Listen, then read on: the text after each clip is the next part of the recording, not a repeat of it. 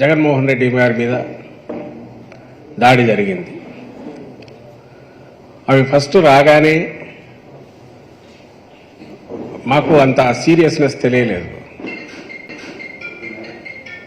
అది ఎట్లా వచ్చి తగిలి ఉంటుంది, ఏదైనా ఇదే ఉంటుందా పొరపాటున అనుకుంటే మళ్ళీ వెల్లంపల్లి శ్రీనివాస్కు పక్కన తగిలిందన్నారు. తగలడం కూడా చాలా సెన్సిటివ్ పార్ట్కు దగ్గరగా జరిగింది. ముందుగా ఈ దారుణమైన ఘటనను, దాడిని వైఎస్ఆర్ కాంగ్రెస్ పార్టీ తరఫున పూర్తిగా నిర్ద్వందంగా ఖండిస్తున్నాం. ఇది ప్రజాస్వామ్యంలో ప్రజలలో మమేకమై తిరగడం ఒక ప్రధాన లక్షణం అయితే, ఏ పార్టీ అయినా పార్టీ నాయకులైనా దానికి ధీటుగా నిలబడలేని పిరికి పందలు చేసే చర్యగా పార్టీ పరిగణిస్తుంది. ఇప్పుడు నిన్న జరిగిన సంఘటనలు ముందు చూద్దాం. ఆ ఫోటోలు ఒక్కసారి పెట్టా.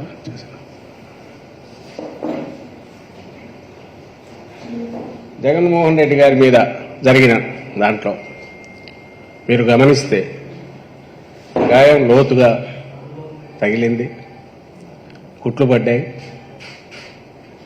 తర్వాత ఇమ్మీడియట్ కాకుండా తర్వాత ఇదంతా స్వెల్ అయింది.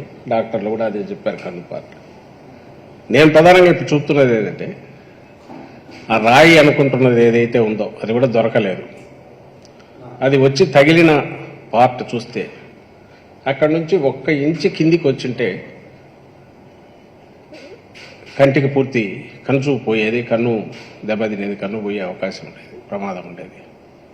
అలా కాక ఇంకొంచెం ఆయనకైనా స్ట్రైట్ చూస్తుండి ఇక్కడ తగలకుండా ఇక్కడ తగిలింటే ప్రాణానికే ప్రమాదం అయ్యేది. ఇది ఎవరైనా మీ మీడియాలో వచ్చినవి చూసినా కనపడుతున్నాయి. ఆ తర్వాత మూమెంట్ అది కూడా మీరందరూ మీడియాలో కూడా చూపించారు. సరిగ్గా ఒక స్పాట్కు వచ్చేసరికి ఒకేసారి జగన్మోహన్ రెడ్డి గారు ఇట్లా పక్కకు తల వంచుతారు. పక్కనున్న వెల్లంపల్లి శ్రీనివాస్ ఎవరైతే అభ్యర్థి, విజయవాడ సెంట్రల్ అభ్యర్థి, ఆయన ఇద్దరు సైమల్టైన్స్ ఒకేసారి వంచుతారు. అది స్పాంటేనియస్గా వచ్చిన రియాక్షన్ ఏదైతే తగిలినందుకు అనుకోవాలి.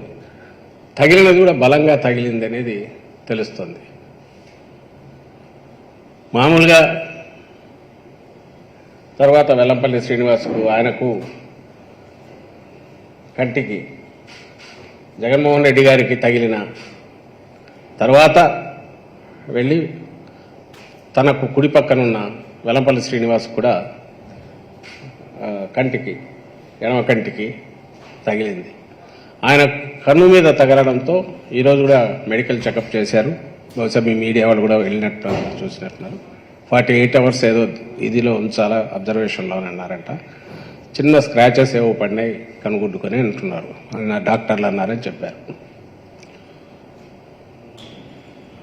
నేను ఇంతగా ఎందుకు ఎక్స్ప్లెయిన్ చేస్తున్నా అంటే సీరియస్నెస్, సంఘటన సీరియస్నెస్, ఆ దుర్ఘటన ఏదైతే జరిగిందో దాని సీరియస్నెస్ చెప్పడానికి చెప్తున్నాను.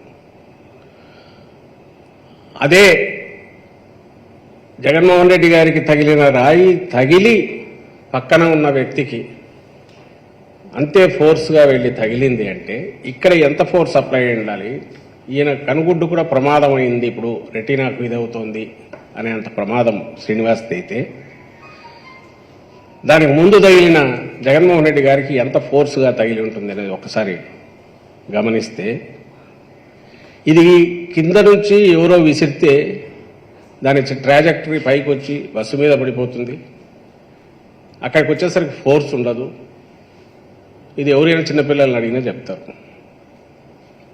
కొంచెం ఫిజిక్స్ గురించి అవగాహన ఉండని చెప్తారు, లేదా కామన్ సెన్స్తో పల్లెటూరులో చదువురాని వాళ్ళైనా చెప్తారు.